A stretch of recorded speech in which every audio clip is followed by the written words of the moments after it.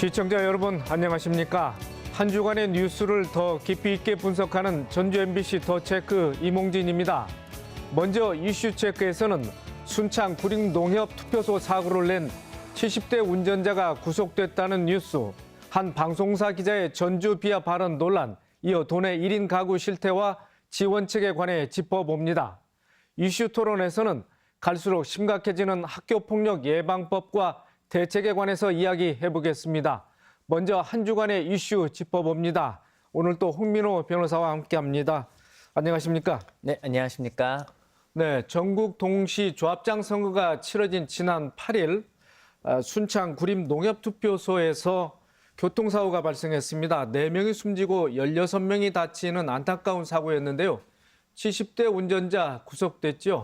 네, 안타까운 사망사고 소식입니다. 지난 8일 전국 농협 조합장 선거가 있었습니다.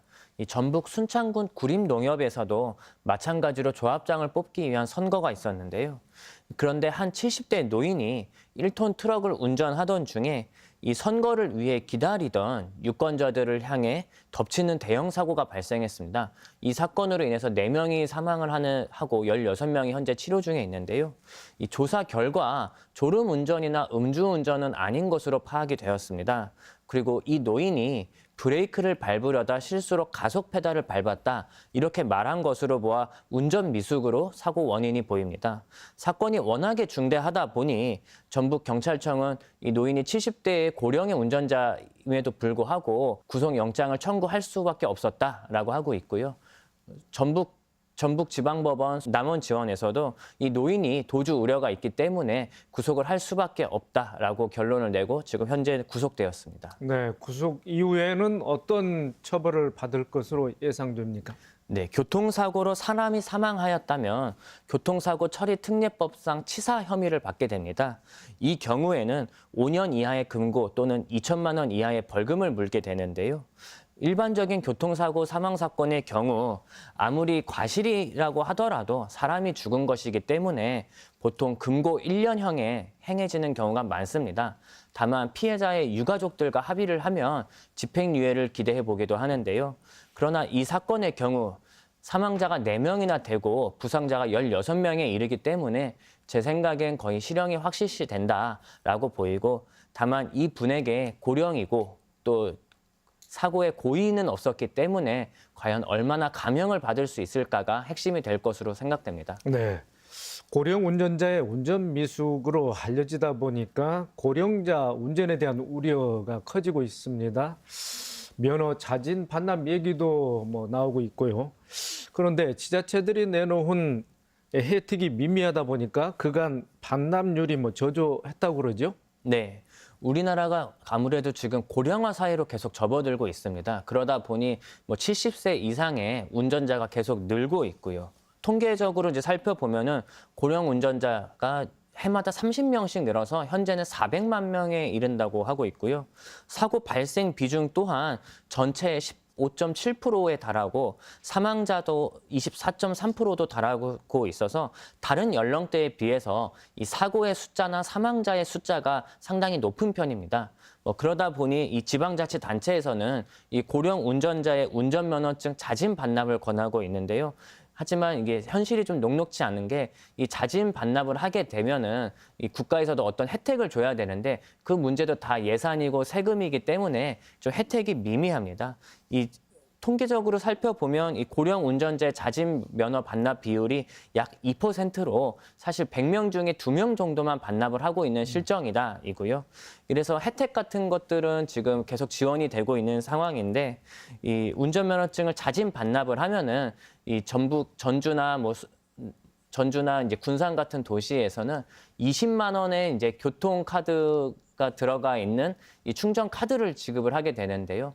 사실 몇 달만 버스를 타고 다닌다거나 한다면 이 돈이 금방 소진이 되기 때문에 많은 고령 운전자분들은 좀 자진 반납을 꺼리고 있는 추세입니다. 네, 그런데 유가족과 피해자들, 조합장 선거 업무를 위탁한 선관위가 관리를 소홀히 한 것 아니냐 이렇게 주장을 하고 있는데, 선관위의 책임을 물을 수 있습니까? 어떻습니까? 네, 현재로서는 선관위 책임을 묻기는 쉽지 않을 것 같습니다. 물론 조합장 투표소 선정과 이 관리에 대한 책임은 농협과 선거관리위원회가 담당을 합니다. 다만 이 두 기관은 투표소 안전 관리에 관한 지침만 있을 뿐 뭐 책임이나 처벌 근거 규정이 현재로선 없습니다. 이 사고는 안타깝지만 이 업무상 과실치사 혐의를 적용을 하기 위해서는 아무래도 책임 규정이 있어야 하는데 이 형법에서는 근거 없이는 책임을 처벌을 할 수 없다. 이렇게 원칙이 되어 있기 때문에 근거 없이 처벌을 하기는 좀 어려울 것 같고요. 다만 어쨌든 선관위가 담당하는 이 선거 현장에서 발생한 사고기 때문에 좀 도의적인 책임이나 어떤 민사상 뭐 좀 손해배상 정도는 좀 물을 수 있는 그런 여지는 좀 있어 보입니다. 네, 말씀하신 대로 어쨌든 투표소에서 일어난 사고이기 때문에 투표소 설치나 교통 안전 문제를 사전에 꼼꼼히 짚어봐야 한다는 그런 의견이 뭐 다수를 이루고 있는 것은 사실이지 않겠습니까? 네, 알겠고요. 다음 이슈로 넘어가 보겠습니다. 지난 7일이었죠. KBS 라디오 프로그램에 출연한 KBS 기자가 전주를 비하하는 것으로 해석될 수 있는 발언을 해 논란이 되고 있습니다.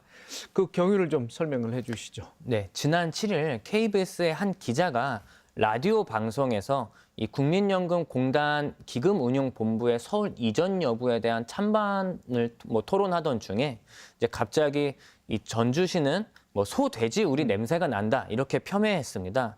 또 거기에 덧붙여서 내 친구 중에서도 이 국민연금공단 직원으로 있었는데 도저히 못 살겠다. 여기에 소, 돼지 우리 냄새가 난다.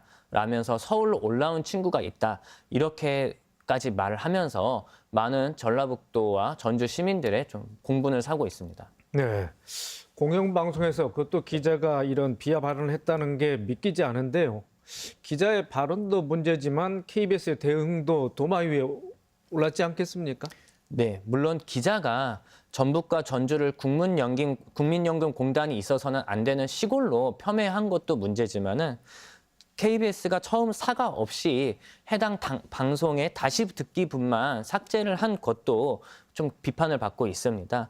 논란이 거세지자 이 다음 날 KBS에서는 뭐 물론 사과를 이제 부적절한 발언에 대해서 진심으로 사과드린다라고 밝혔지만은 뒤늦은 사과라는 좀 비판이 일고 있습니다. 네.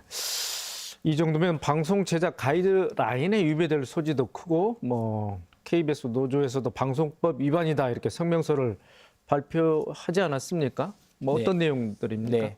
먼저 KBS에서는 해당 발언이 방송 제작 가이드라인에 위배됐을 소지가 크다. 그렇게 보고 사내 심의 규정에 따라 해당 발언을 한 기자에게 정당한 제재 절차를 진행하겠다. 이렇게 얘기를 했고요. 또 추가적으로 이번 일을 계기로 다시금 경각심을 좀 일깨워서 유사한 일이 발생하지 않도록 노력하겠다 이렇게 사과의 뜻은 밝혔습니다. 다만 KBS 노조마저도 이 성명서를 통해서 KBS의 이제 기본 가치를 정면으로 무너뜨린 지역 비하 발언이다라고 좀 규탄을 했고요. 아울러 이 방송법 제5조가 방송은 국민의 화합과 조화로운 국가의 발전 그리고 민주적 여론 형성에 이바지하여야 하고 지역과 세대, 성별 이런 갈등을 일으키지 않아야 한다. 이런 방송법 5조의 대원칙을 좀 무너뜨린 것 아니냐 이렇게 성명을 내기도 했습니다. 네, 알겠습니다. 자, 마지막 이슈로 넘어가 보겠습니다. 도내 10가구 중 4가구는 1인 가구라고 합니다. 그 비중이 꾸준히 늘어날 것이라는 전망이 나와 있는데 한번 통계적 수치를 한번 좀 설명을 해 주시죠. 네, 통계청이 발표한 전라북도 1인 가구 주거 변화를 살펴보면요. 2021년 기준 1인 가구가 전체 가구의 35.7%인 27만여 가구로 집계가 되었습니다. 2015년 대비 6%가 오른 수치고요. 특히 60대의 1인 가구의 증가율이 가장 컸고요. 그래서 성별로 보면 남자는 29세 이하, 여자는 70세 이상에서 1인 가구의 비중이 가장 높았습니다. 이걸 또 시도별로 살펴보면은 1인 가구의 비중이 가장 높은 시군은 임실군으로 전체의 40%가 넘는 수치가 1인 가구였고요. 남자 1인 가구는 완주군이 53%, 여자는 순창군이 60%로 가장 높았습니다. 네. 그동안 저희가 이 시간을 통해서도 뭐 여러 차례 뭐 인구 소멸, 지역 소멸 뭐 이런 주제로 해서 내용을 많이 짚어왔는데 뭐 이런 부분하고도 관련이 있는 것 같습니다만, 자, 이처럼 1인 가구 증가로 인해서 뭐 사회적으로 어떤 문제가 야기될 수 있는지 우리 홍 변호사 어떻게 분석을 해 보셨습니까? 네, 그 최근 1인 가구의 급증과 함께 이 외로움이나 이 사회적 고립이 새로운 사회 문제로 부상하고 있다는 점을 지적해야 될 것 같습니다. 이 빠른 고령화, 그리고 이혼율의 증가, 늦어지는 결혼과 출산율 감소, 이런 것들이 인구 감소로 이어지고 그러다 보니 또 1인 가구가 점점 증가하는 추세가 되고 있습니다. 이 과거에는 이 외로움이나 사회적 고립이 이 개인적인 문제다라고 치부를 했었는데요. 이제는 절대 무시해서는 안 되는 사회적 문제가 되었기 때문에 정부에서 이런 부분들을 해결하기 위해 좀 적극적으로 예방하고 대책을 마련하는 것이 필요할 것 같습니다. 네. 특히 뭐 고령 1인 가구가 가장 큰 문제점 아니겠습니까? 요즘에는 이제 청장년층까지 뭐 번지고 있다고 하는데 특히 이제 고독사의 경우 어떻게 조치가 취해지고 있습니까? 네.